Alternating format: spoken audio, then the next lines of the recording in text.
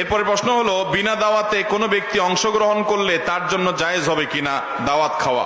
বিনা দাওয়াতে যারা খায় তারা বলে ওইখানে আমার রিজিক আছে। এটা কোনো কথা রে ভাই? তুমি 2 নাম্বারই করবা, আবার মাসালা একটা বানাই নিবা, এটা তো খুব খারাপ কথা ভাই। তুমি বিনা দাওয়াতে খাইতেছো, এটা একটা অন্যায় করতেছো। তোমাকে দাওয়াত দেওয়া হয় নাই, তারপরেও খাচ্ছ, এর মানে হলো অনুমতি ছাড়া খাচ্ছ তুমি। এই অনুমতি ছাড়া চুপে চাপে অনেকে এরকম করে যে বিয়ের অনুষ্ঠান চলতেছে তো সেখানে সুন্দর করে মেহমান সেজে যেয়ে বসে খেয়ে দিয়ে চলে আসতেছে।